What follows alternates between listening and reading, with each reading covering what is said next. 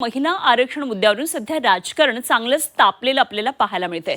भाजपच्या आरोपांविरोधात काँग्रेस सुद्धा आता मैदानात उतरणार आहे आणि काँग्रेस नेते आज 29 ठिकाणी पत्रकार परिषदा घेणार आहेत। पत्रकार परिषदेमध्ये आता हे काँग्रेस नेते काय नेमकं बोलणार, आपल्या भूमिकेचं समर्थन करताना काय महत्त्वाचे मुद्दे मांडतात महिला विधेयकासंदर्भात हे बघणं अत्यंत महत्त्वाचं ठरणार आहे। भाजपनं या संदर्भात गेल्या 2 दिवसांपासून आपली भूमिका जाहीर केलेली आहे। विविध माध्यमांद्वारे अनेक ठिकाणी आंदोलनं केलेली आहेत।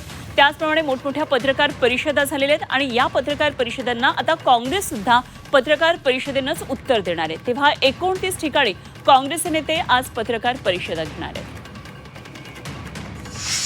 तर इकडे महायुती सुद्धा आज जन आक्रोश मोर्चा काढणार आहे। मुंबईमध्ये या जन आक्रोश मोर्चाचं आयोजन केलेलं आहे।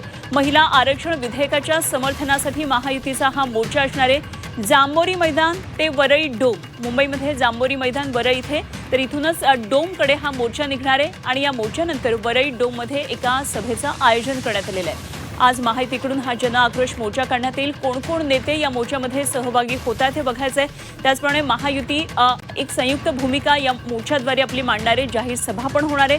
महिला आरक्षण विधेयकाच्या समर्थनासाठी हा एक जन आक्रोश मोर्चा निघणार आहे। आणि या संदर्भात आणखी सविस्तर तपशील जाणून घेऊया। आमचे प्रतिनिधी मनश्री पाठक सध्या आपल्याबरोबर जोडल्या गेल्यात।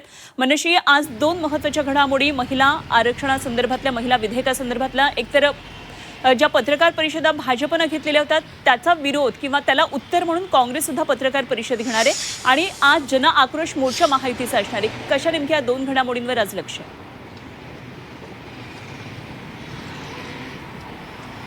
जेव्हापासून हे विधेयक नामंजूर झालं तेव्हापासूनच आपण बघतोय की दोन्ही पक्षांकडून दोन्ही बाजूंकडून आपापली बाजू मांडण्याचा प्रयत्न केला जातोय। मग ते मोर्चे असतील, आंदोलनं असतील किंवा पत्रकार परिषदा असतील।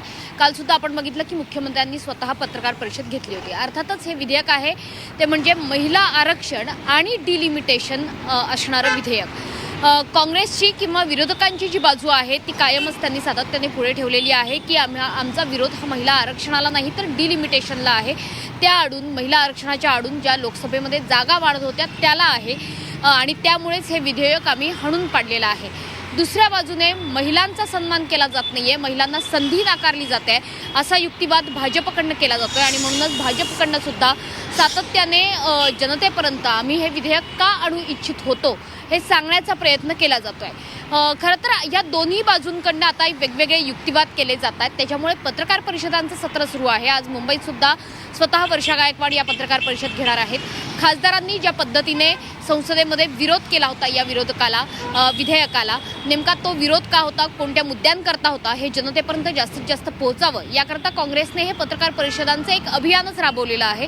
तर दुसऱ्या बाजूने विरोधकांनी आमची जी बाजू होती ती ऐकून न घेता हे विधेयक कसं हाणून पाडलं हे सांगण्याचा प्रयत्न भाजप आणि इतर सत्ताधाऱ्यांकडून केला जातोय आणि म्हणूनच जन आक्रोश मोर्चाचं सुद्धा आयोजन आज करण्यात येत आहे। त्याच्यामुळे मुंबईमध्ये सगळ्यात जास्त कार्यक्रम आपल्याला या ठिकाणी होताना बघायला मिळत आहेत। काल मुख्यमंत्री देवेंद्र फडणवीस यांनी सुद्धा स्वतः पत्रकार परिषद घेऊन हे विधेयक महिलांसाठी कसं महत्त्वाचं होतं हे पटवून देण्याचा प्रयत्न केलेला होता। अर्थातच त्याला उत्तर आजच्या पत्रकार परिषदांमधून दिलं जाईल। ठीक, मनश्री, धन्यवाद दिलेल्या माहितीसाठी आणि जरूर या सर्व घडामोडींवर लक्ष ठेवून राहा। वेळोवेळी आपण चर्चा करूया। मनश्री पाठक आमच्या प्रतिनिधी आपल्याबरोबर होत्या।